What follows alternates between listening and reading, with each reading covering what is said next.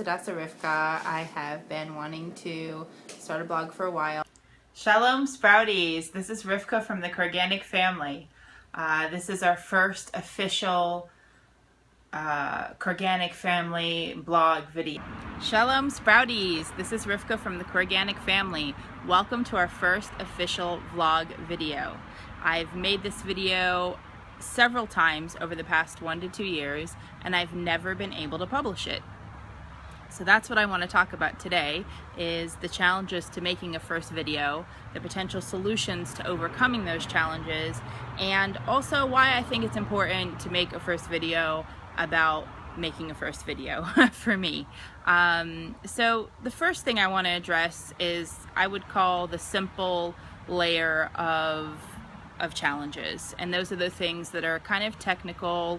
I think they have the easiest solutions, things like setting up a website, video editing, audio, things like that. So I think the solutions to that are pretty obvious. There's a lot of different ways to approach it, whether you learn it on your own or hire outside help, or a combination of both like I do.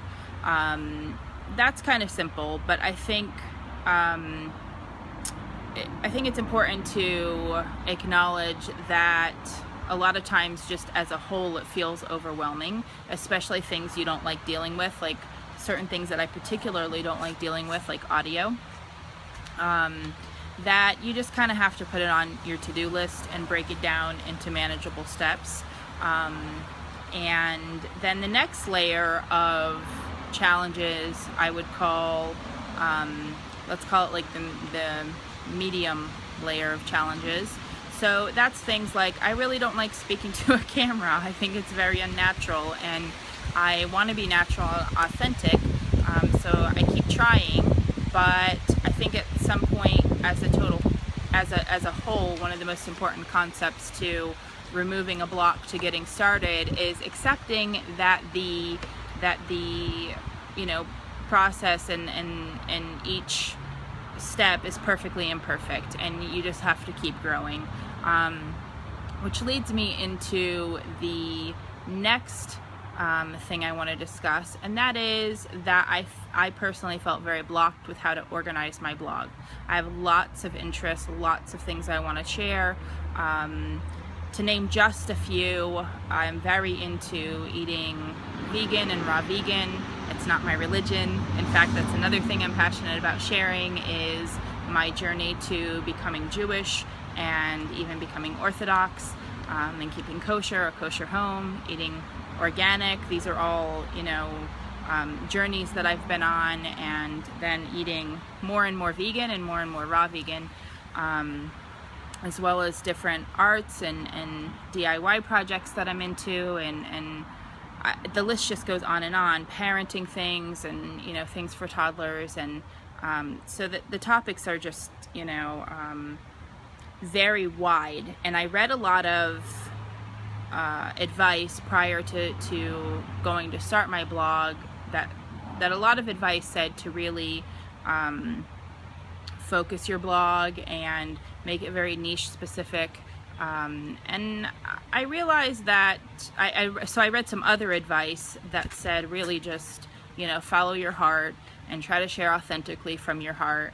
And I decided that's really the style that my blog's gonna have to be, because that's what feels right to me. And it's I realize I don't really care so much about the level of success of my blog.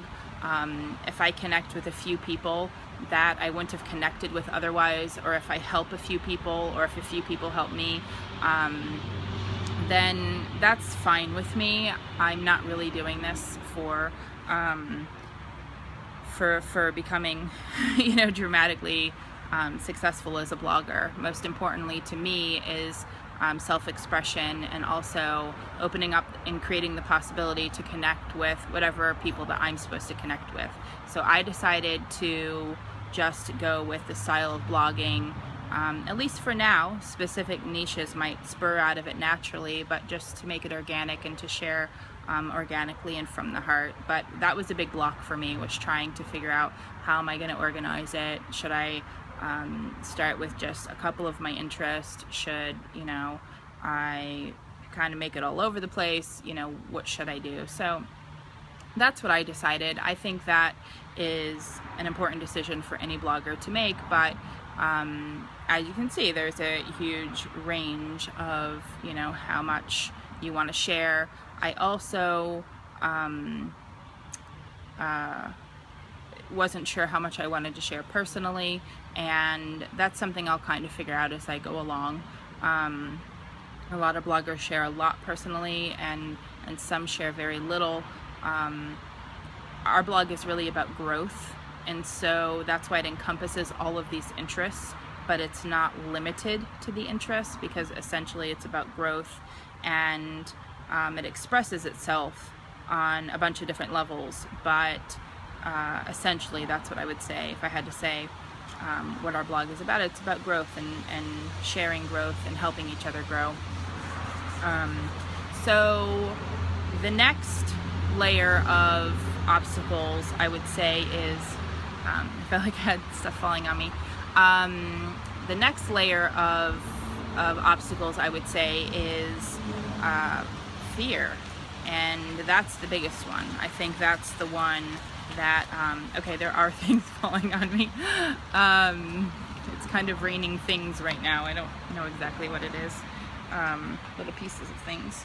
So the fear is the biggest thing, and I think a lot of times we, in order to avoid superficial fear, which we perceive as the main fear and the main pain, I should say, we perceive it as the main pain, we then cause ourselves a deep pain. So I think that to overcome this particular obstacle, it's just really about getting clear that there's a lot of different ways to approach it, but one of the most essential, I think, is just about getting clear that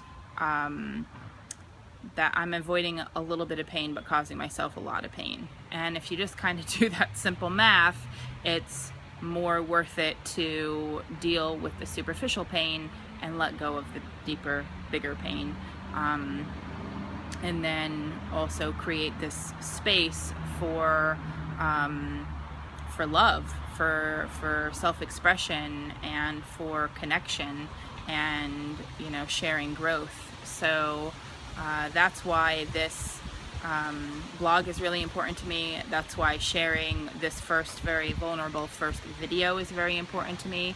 I hope it encourages some other people to also be brave and to take a step.